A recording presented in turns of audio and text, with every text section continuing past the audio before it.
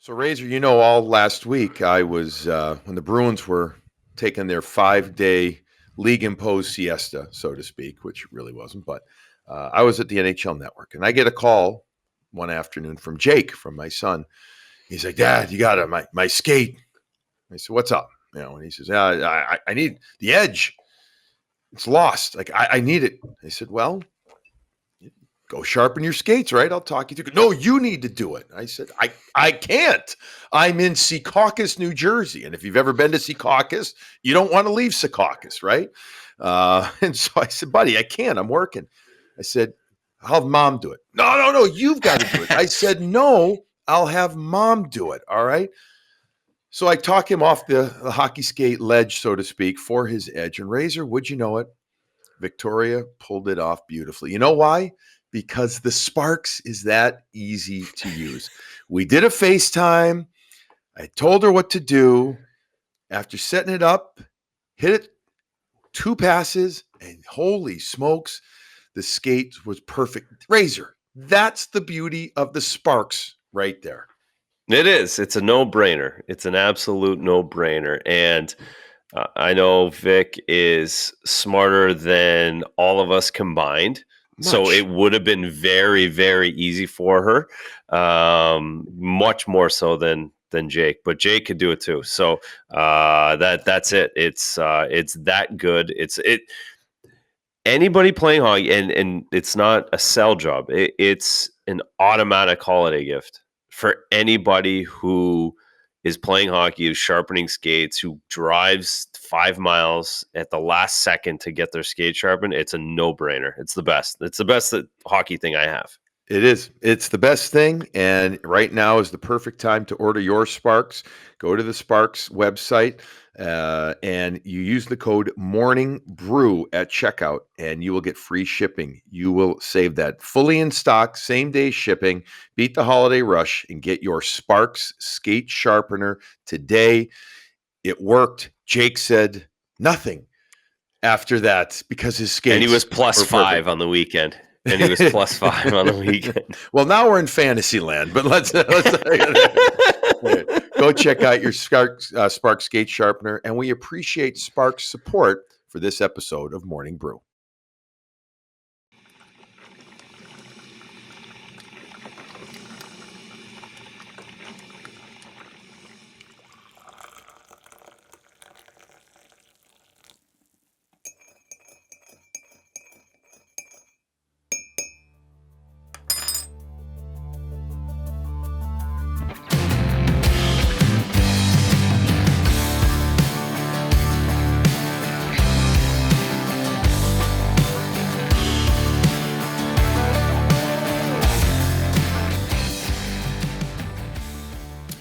All right. Well, in sports, there are good losses, bad losses. And I think then there's a classification of a third type that of just losses that not much. It's not that you can't do much about, but you just lose. The good loss, as we welcome you into Morning Brew with Jaffe and Razor. Razor, the good loss is the one where you do everything well. You don't get puck luck in hockey, or you play a good team and they just are good enough. They do the thing. The bad loss is when you face somebody that you could or should beat. You don't put forth enough of an effort. You make a lot of mistakes, and you lose a game that, again, you shouldn't. Bad loss. A loss when you just get beat. That's what this game against Calgary felt like to me, that the better team beat you. Your top guys got outplayed by their top guys. But more than just that, it was an overall statement by Calgary. At the end of a 7-game roadie, they weren't going to be denied. They were going to finish it the right way. And your team, your home team, couldn't muster enough collectively. I'm not going to sit here and tell you, Bud, that they didn't try. But they tried, but they couldn't get anything accomplished really against them. And so I think therefore you just say, they got beat by a better team, just like they got beat by a better team against Carolina earlier this year. And just like they got beat by a better team than the New York Islanders in the playoffs last fall seat, whenever it was. I can't keep track of the seasons when that was, but that driving home thinking about it, that's kind of they have they have to get better.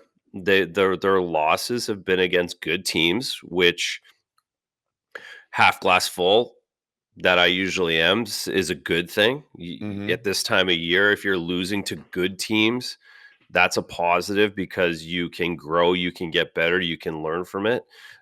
They've beaten the teams they're supposed to at this point, but certainly you look at Carolina, Florida, Edmonton to a certain degree, that doesn't feel the same as this one, and Calgary beat them flat out. Really, would have had everything to go perfectly well tonight for them to get that win. And Calgary wasn't going to be denied. So they got some room. They have to get to the next level against these better teams. They've got to get better. How did they get so at times outplayed? Was it just the effort of Calgary? Was it how Calgary defended? I don't know. I'm trying to put my finger on it. What was it? Was it just one of those games where Calgary just wanted it more? Boy, that's a very general statement question. I know it is. But was that? I mean, was that it? Was it because? Well, I think actually, personally, I'm going to answer it real quick. Some of it, Razor. I think there were certain facets that I think Calgary's defense, for instance, I think they were more involved than the Bruins did. They got pucks through. They owned the puck at the blue line. They didn't hesitate. You and I were talking about that during the game, working together on Nesson. I think that was a difference. I felt like Calgary really collapsed and they were not trapping and staying back. I mean, they just suffocated the Bruins with great presence, stick work, etc. In the neutral and in the D zone.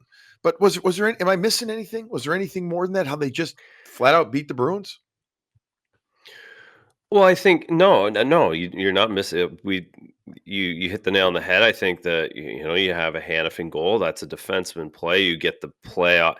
It just that's a typical, and we do it often. I think I do it often because just the Bruins have been able to play this way. It feels like for 6 years, that exact game that Calgary just played, where they go out on the road, they get a early goal, they stick to their game, they play discipline, then they get a face-off play goal, then they get a shorthanded goal from Brad Marchand in the third to break the game open, and it's over.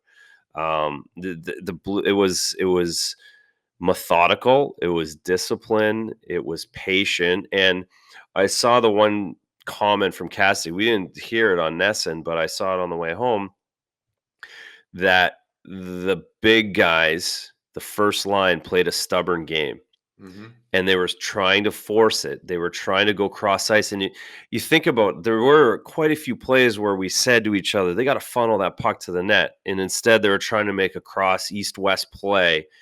And Calgary gives you the illusion that you have more room than you do. And those plays aren't there. And I think that is a long way to get to your question, is that I think at times they just didn't play simple enough. And we've seen them do that at times, but they get away with it. But against these better teams, they have to play more discipline and recognize that they're just not going to get away with the David Pasternak 65-footer one-timer every single time. Yeah. It's interesting you bring up, the face-off play that Calgary scores on a Noah Hannafin goal. I'll give Noah Hannafin credit. He did look better. He looked better. He looks mature. Now, I know that happens to all, well, in theory, it happens to all players, right? They finally fight, but he was he wasn't that impactful for a while, I felt, for as high a pick and as much potential as he had. I thought he looked much more confident, much more secure in his game and his execution in this one. But it's interesting you bring up that face-off play, because I'm thinking, remember we were going to show, we didn't get to it on Nesson in the first intermission, the 3 chances in a row the Bruins had on the face-off plays. Well, Calgary, the Flames, they knew exactly what the Bruins were going to do. Exactly. At least thinking over that. Like they marked them beautifully. They were prepared for it. They had their marks done. Meanwhile, the Calgary does their one play, and the Bruins just can't pick up on it right there. Maybe it's because there's a bigger book, so to speak, more, there's more history of the Bruins making these plays. But I think that kind of epitomized the game too, just about how Calgary was able to accomplish that. And I got to tell you something, I don't remember Calgary accomplishing anything like that last year. I feel like that's a new wrinkle in their arsenal. No question, it is. It is a new wrinkle, and that those plays, they're subtle and but within a back to back kind of game that it was tonight, Sunday night. That's the spark the Bruins needed that they didn't get, and that they typically get. And think if you play it back and you play it hindsight, the Bruins get one of their plays off the face off in the first period, then it's 1-1, then you're coming out of it and everything's good. Then maybe they score on the power play. There's just lots of ways this game typically goes differently, or we've gotten used to it in that winning way that the Bruins do. But right now, and certainly Sunday night, the winning team wasn't the Bruins. And it was because of those things that we just talked about. And a face-off play is one of them. That's a big play in the game. That changes everything. The next goal. That's what they're talking about on the benches, right?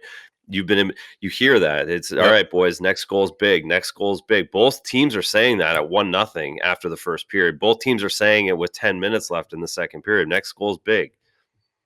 What was bigger, that second goal or that third goal after the Bruins top guys again are on the ice, on the power play, making Patrice Bergeron, who you cannot say this often, but did not have a good game, makes a bank pass, I think, thinking that he was going to have support, obviously, of if not one, two of his teammates coming up the ice. And away goes Mangiapane down the side, who, by the way, if you get a chance, watch what Mangiapane does, folks. If you watch the play, he gets bumped. Is it McAvoy? I believe it's McAvoy. And he uses the boards to actually catapult himself to go more.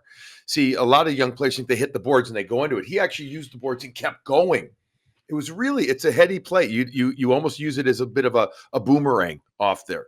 But he keeps going. And then not one, not two, not three, but the fourth opportunity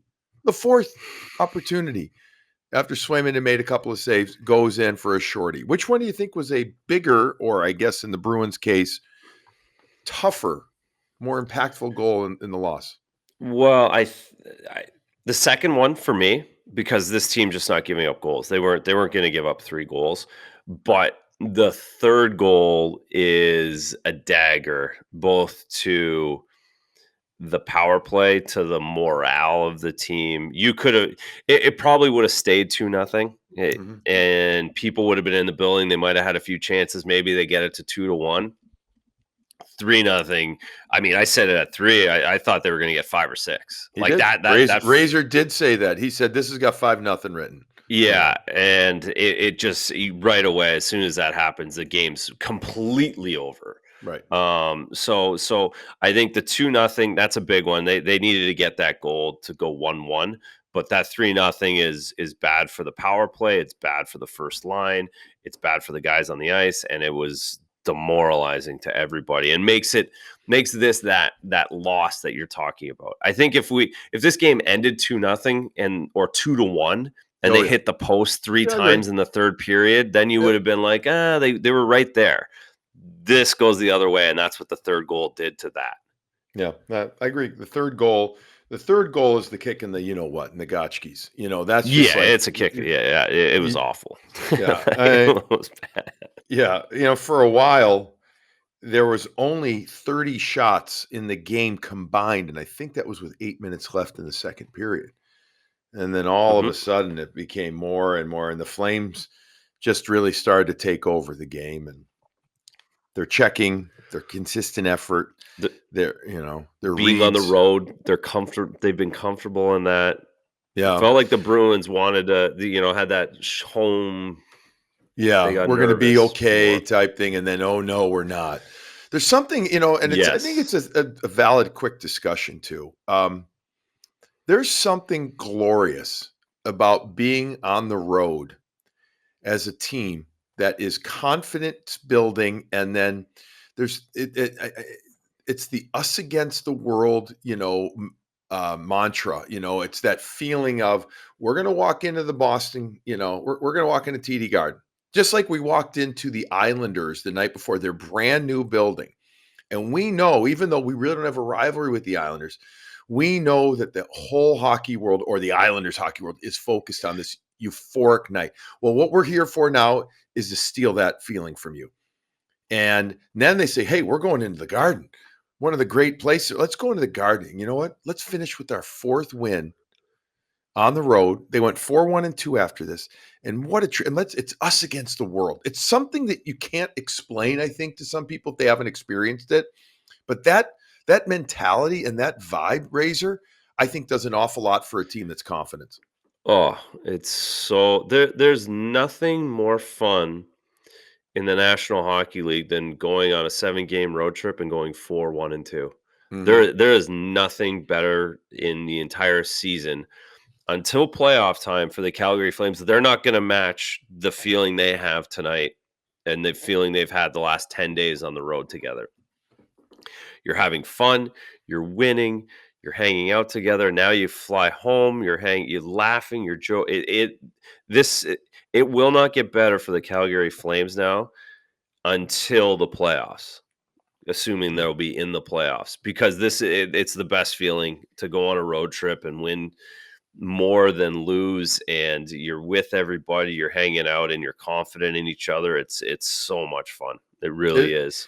And it's empowering for a team. It gives you so much confidence, and the purpose of the you're walking into the pit and everybody's just you know what I mean? They're just on top of you, and you're like, boys, it's 20 of us. Let's go. It's a great feeling. It's hard sometimes to explain, but it's a great feeling. It's more than a challenge. Again, it's empowering. So, listen, this isn't a Flame show, but good for them. They're better than I thought they would be. They are. They are a better team than I thought they'd be. They're deep. They got Monahan playing third line. And then you know what? He should be playing third line right now. And also to have Sutter actually coaching them and them actually responding to Sutter is kind of shocking to me. He's an old school guy. We've talked a lot. I mean, everyone talks a lot about how the game's changed and these old school guys can't be in the game anymore, these coaches. But this guy's as old school as anybody. And he's getting them to respond. It's something. Well, he did it twice in LA in 12 and in 14. He brought in, or they brought in, I don't know if it was him or they brought in Kirk Muller as the associate head coach, who I know pretty good. He's incredibly well received by players. Yeah, he's the good cop in that bad cop, good cop relationship. But don't forget, like 2012 and 14 was so long ago, right? That was when you won 2-1. You could still win games. With LA, they gave up 2 goals every series. It was crazy what they were doing then. But yeah, if it has that, he's got them buying in, and I'm sure Kirk's a big deal too. But he's got 2 good goalies.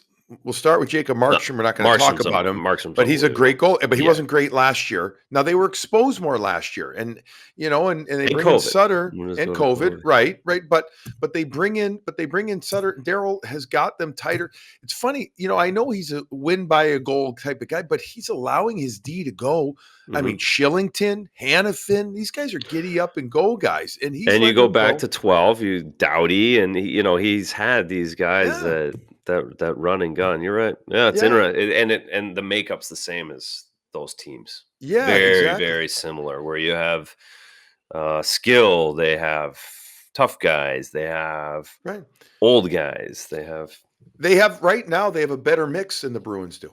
They do. They have a better because you can argue top line is top line, even though we know the Bruins top line got outplayed. They have a fourth line of some toughness. I've always been a Richardson fan. He is what he is, but he knows his role. You got a guy like from Luch Belleville, Ontario. There you go. My hometown. Good friend of mine. And then you get Luch. Ray Richardson's had a long career. He has just stuck around. And he won those cups with Sutter in LA. He's on both of those cup teams. So he's a Sutter advocate.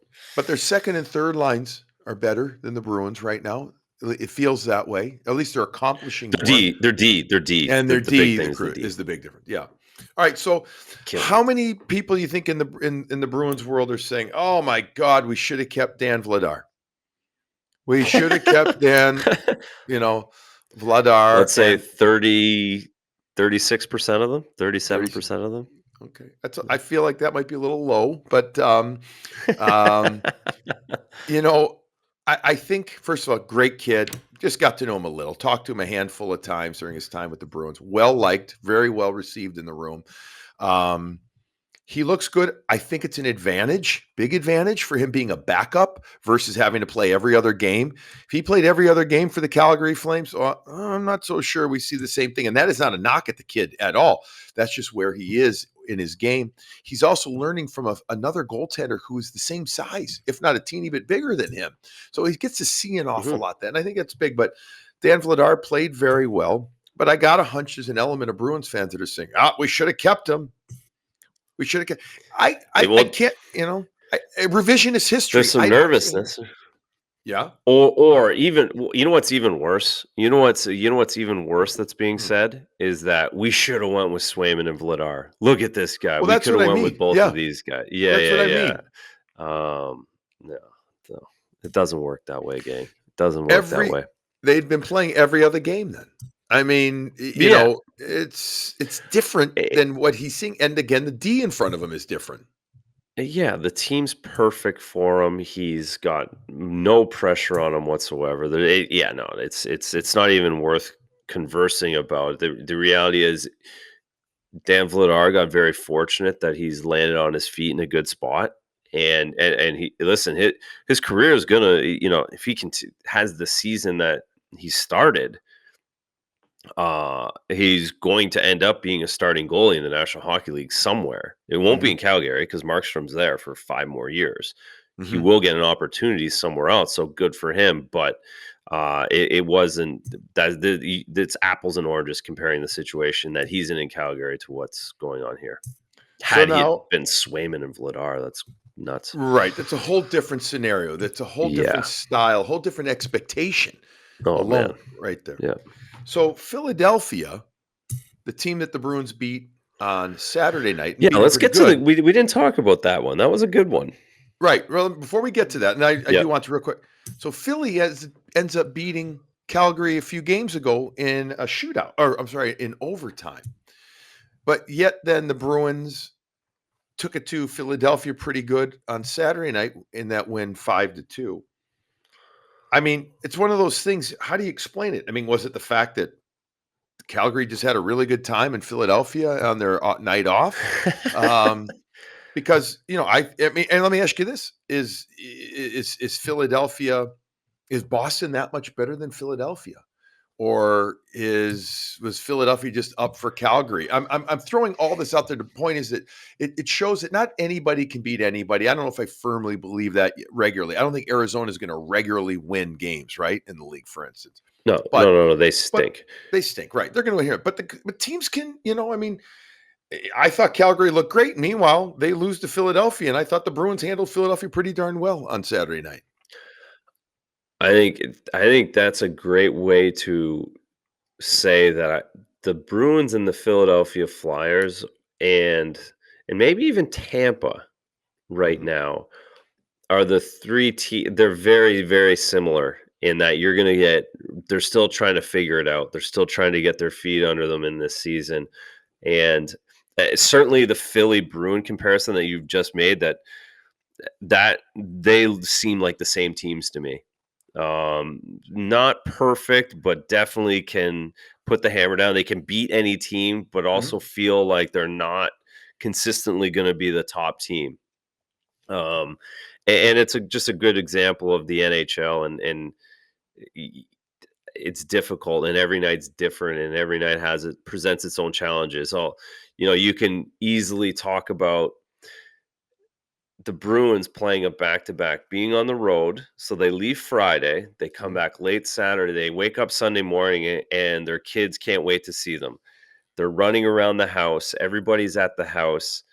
They probably have to do groceries or get a few errands done. Then they have to go play Sunday night. And we talked about it when we get in the building. It feels like Sunday night. You can trick yourself all you want, but it's Sunday night. There's football on TV. Yeah. That's harder to play that game at home. than it is on the road. When you're on the road, like Calgary, so there's nuances to every single one of these situations. But just for everyone to think about it, think about what it would have been like for a guy who has kids to get back after not seeing them for 2 days, to wake up Sunday morning when they're not going to school, they're hanging around the house all day, everyone's the Hmm. you're having lunch with the kids, and then you have to go play the game that night. Those things add into what NHLers are dealing with rather than being on the road. So you can use that as just that goes to how every one of these games, when you're middle of the pack, those little things make a difference. Now, Yeah. that doesn't matter for Arizona. It probably doesn't matter for Carolina right now, but it does matter when you're Philadelphia and in Boston on a day to day basis playing the better teams. Yeah. Does it bother you as a former player that there's an element of people that you just spoke with or spoke to, as a podcaster here, that say, I don't give a shit about that, man? Meaning they're at home, they got the kids, they got this, they got that. Now they got to go out and play. That shouldn't be a big deal because it's just a hockey game. Does that bother you, or having been through it, you don't care? Meaning, what I'm getting at is there's a human element to all of this that we just don't Hmm. take into consideration. People don't. I know it because sports are treated differently than every other business out there. Quite frankly, Hmm. they are because it's emotional. Yeah, no, I don't think guys take offense to it. I just think that it is something that gets too easily overlooked. Hmm. And we do all this analysis, right? We've got analytics coming out of our yin yangs Hmm. with Corsi and puck possession and all these things, but we want to easily disregard something like just The, being at home. the human The element. let's come back and talk about Calgary's just had a 7 game road trip. I don't know when their game is at home. I bet they struggle their next game. Well, Wednesday they have and Tuesday. I beg your pardon. I think they fly home tonight, and they have tomorrow off. And they either play Tuesday or Wednesday. It's going to be a tough turnaround. That's I don't, that's always a really hard game. You get home, you haven't seen all of these things. It mhm. certainly presents different challenges. Yeah. So it's something that shouldn't be overlooked in the analysis. I think that's Mhm. the one thing I would say is that it's not it can't be disregarded. I get it; they have to go out and perform, but it's just part of the Yeah. deal. I wonder if anybody's ever done a study on guys that come home without kids after a long road trip and guys that come home with kids after a long road trip, and which one has more legs by that next game. And you can tell Yeah, which. what the numbers say. Right. What do the numbers say? Because you can lose your legs Because in different listen, ways. The yeah, girlfriends. I know the guys that came on the girlfriends could be just as much. The Yes. single guys could have more of issues as well in different Yes. scenarios. But Yes. again, for the most part, wives are more than happy to give the kids up to any of Yes. these guys, as supportive as they are after a 10 game road trip. Here Yes. you go. I don't Yes. care if you have practice. All right. All right. So I'm not finding any positives here. I'm just saying what was good.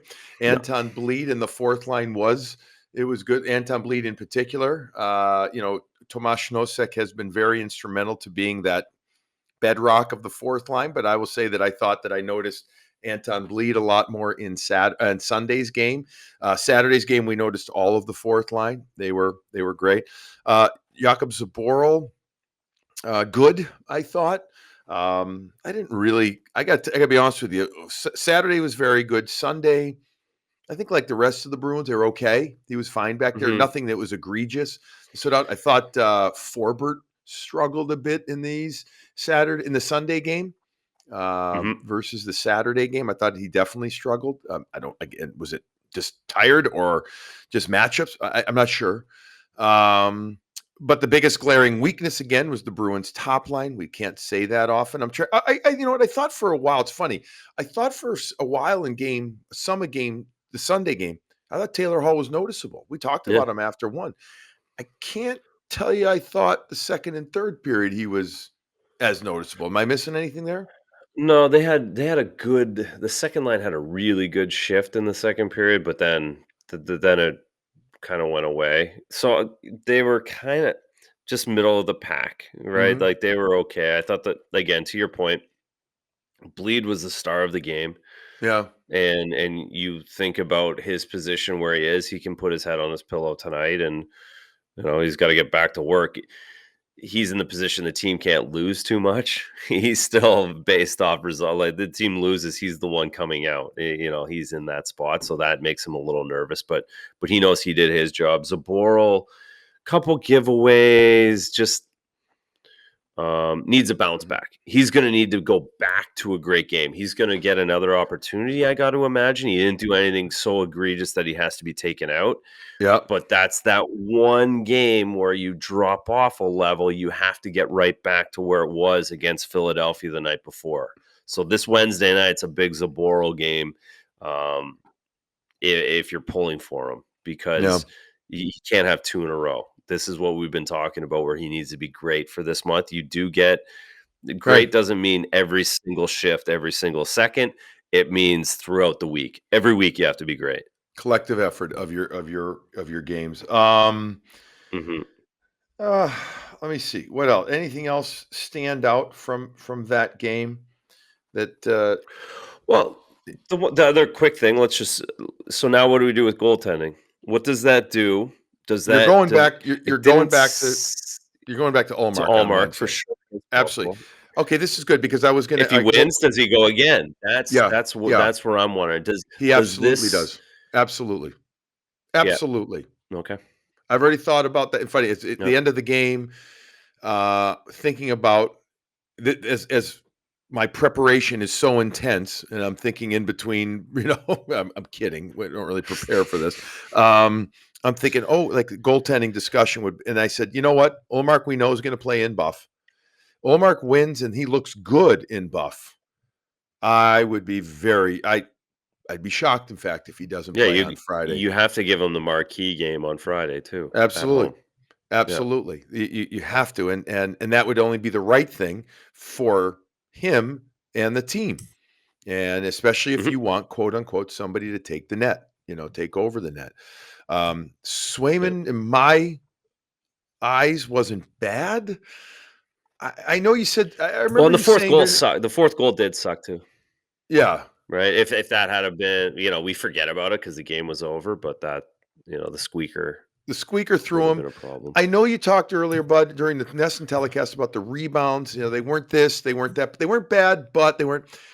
I understand you. We have to box out. We have to, pick sticks, all that stuff. But I thought Yeah. the second one, you said during the show, he wasn't expecting Hannafin to come in. But I guess is it unfair for me to ask him to punch that one out or no? Like to really punch that No, no, pass? no, no, it isn't. It isn't. You're right. He wasn't ready for the shot, and he put the rebound. I mean, that's why Hannafin went there, because that's where the bad rebound's supposed to go. Yeah. The good goalie is supposed to put that somewhere else, right? Do you think that? So Do no, you I think I think it's is there a book on Swayman on that? Do you think is that like something that the Flames saw, or is there not enough of that yet? Is that not a tendency of his, I guess is what I'm asking. I I don't think so yet, but the big one is the book gets bigger now because of it. Mhm. Right? So if you it might not have been there prior, but whoever is the next team that he plays against is going to have those 2 games on the clips, Yeah, or those interesting. 2 goals. This is a rebound guy. Look at how he comes out and is really aggressive. Let's get pucks on, the other game he didn't play great was Philly. He had a Mhm. couple leaky ones underneath his arms, and he had 2 rebound goals that came off of him and went off to the side. So the book is now, all right, 7 hole, 8 hole, look under his arms, shoot it in there, and get it off his pads, and look for the rebound 10 feet off the play. So Mhm. the book's building, right? So you have to start making adjustments at this point. Okay. Well, Something to watch. something to watch. All right. So the Bruins lose 4-0 to the Calgary Flames, the second time this year that they have been shut out. The next game for the Bruins is on Wednesday, Thanksgiving Eve. Uh, in Buffalo, a 7:00 game, and hopefully they take it to the Buffalo Sabres, a team that I know started pretty well, Razor, but they're showing their weaknesses now. They're having the issues. They're goaltending. Yeah. They're just not there just yet. But anyways, let's see it'll if be the a good Bruins can. bounce back. The Bruins need to bounce back. Did you back in the day, back in the old college days, when you go back and have the blowout Wednesday night, was that a thing for you? Because I know, like, I've heard about that. I didn't go to college, but I know everyone comes back, right? Blowout And Wednesday Wednesday night for like before Thanksgiving, Thanksgiving. everyone's back for the holiday. Everybody from like your high school gets together, and like from your Well, town or whatever it is. yeah, but for a Was few that a years thing? but we Oh, would you had to play stay, hockey though. You right. were We would stuck there. stay there, but we'd maybe have our own blowout, maybe just Okay, yeah. hypothetically speaking. With Yeah. there But might you be didn't some get to go home. locals involved. No, but eventually, after a few years, when I was done, I would go home, and then there's a big session, Wednesday definitely. night's a big night, right? Oh, big Yeah. night, For big young night. people. For young Big, people. Yeah. big night. Yeah, it was. I'll see you in time for Thanksgiving, ma. Type of thing. No, it's you. Yeah. Okay. It Got was, it. especially for freshmen. Freshmen would be like they're regrouping with all their old high school buddies Yeah. for the first time in years that they hadn't been around. As you got older, and again, for a couple of years, I would stay at school, and we would go out, and then we'd have Thanksgiving at like a they call them the Deekers at Michigan, the support people that would host you for Thanksgiving, and it was Okay. very nice. But anyways, you get older, you go back home, you hook up with a buddy or two, or maybe an old hookup type of thing, literally, figuratively type of thing. You find them there. Uh, you have Yeah. some fun, and you're thankful for that. So, all Yeah. right. I love Thanksgiving. Oh yeah. I love that idea too. We didn't do that in Canada, so No, I it's always love that it's one. it's good. It's good. It's a fun time. I'm looking forward to it. I have family coming to town. I know that you're going to spend some time with family. Um, so the next brew is going to be recorded not after the Buffalo game or the Ranger game. It is going to be recorded after the Vancouver game. So 1 week from tonight. And I'm trying to make sure that I've got that right, because God knows that I can screw things up mightily. But we're not going to do it after Buffalo. The Ranger game, I'm going to be at. They're not working. It's a 1:00 game on ABC, but I'm going to be at, and then we got stuff afterwards. So we're going to do the next brew after the Vancouver game. Of course, if something happens big, we will do something if need be. Otherwise, we'll catch you. Am I right on that? Is that in your notes too, or did I screw that up? No. Yeah, that's right. We had 28th or 30th on the calendar. Yeah. Yep. Yeah. It's the 28th. I think we're doing a show on the 28th. 28th, and then we're going to do one on the 30th, I Yep. think, as well. All right, that's going to wrap this one up. So the Bruins have a decent weekend, at least to begin. They win 5-2. Not so great to end. They lose 4-0. Let's see how they respond in a couple of days when they take on the Buffalo Sabres. Razor, have a wonderful Thanksgiving. I'm sure I will speak with you off the air, so to speak. Have a wonderful time. Everybody out there, enjoy Morning Brew. And as always, please, despite the loss, enjoy your coffee.